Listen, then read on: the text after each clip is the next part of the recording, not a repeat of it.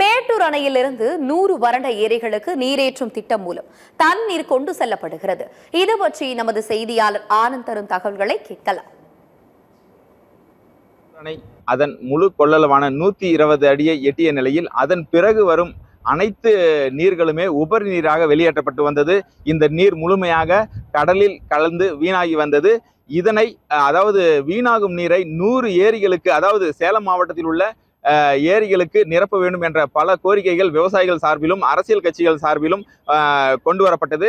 அந்த கோரிக்கையை ஏற்று கடந்த அதிமுக ஆட்சி காலத்தில் அதாவது வறண்ட 100 ஏரிகள் திட்டம் செயல்படுத்தப்பட்டது.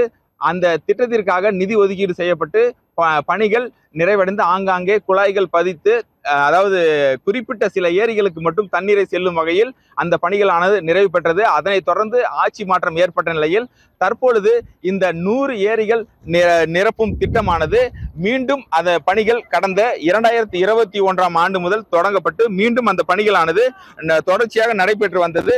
அதனைத் தொடர்ந்து அந்த பணிகள் முழுமையாக நிறைவடைந்த நிலையில் மேட்டூர் அணை முழு கொள்ளளவை எட்டியதால் அதன் நீரேற்றும் நிலையங்களில் உள்ள 27 மோட்டார்கள் மற்றும் பம்புகள் சோதனை ஓட்டமாக இயக்குவதன் மூலம் மேட்டூர் அணை மழைக்கால வெள்ள உபரி நீரை பயன்படுத்தி 57 ஏரிகளுக்கு நீர் நிரப்புவதன் மூலம் 356 மில்லியன் கன அடி நீர் வெளியேற்றம் செய்யப்பட்டு 3364 ஏக்கர் விவசாய நிலங்கள் பாசன வசதி பெறுகிறது. இந்த திட்டத்தின் மூலம் மேட்டூர், ஓமலூர், எடப்பாடி மற்றும் சங்ககிரி வட்டங்களில் 32 கிராமங்களில் உள்ள 11 நீர்வளத்துறை ஏரிகள், 2 நகராட்சி ஏரிகள், 3 பேரூராட்சி ஏரிகள் மற்றும் 41 ஊராட்சி ஒன்றிய ஏரிகள் நீர் நிரம்பும் வகையில் வழிவகை செய்யப்பட்டுள்ளது.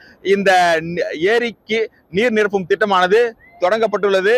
இந்த ஆர்ப்பரித்து கொட்டும் நீரில் இந்த பகுதியை சேர்ந்த பொதுமக்கள் மற்றும் இளைஞர்கள் ஆர்வமாக அதாவது நீராடி வருகின்றனர். அந்த காட்சிகளை தான் நாம் பார்த்து கொண்டிருக்கிறோம்.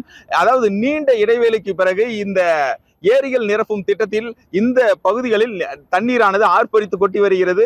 இதனை ஒரு அதிசயமாகவே இந்த பகுதி மக்கள் பார்த்தும் நீராடியும் குளித்து மகிழ்ந்து வருகின்றனர். சத்தியம் செய்திகளுக்காக சேலத்திலிருந்து ஆனந்த்.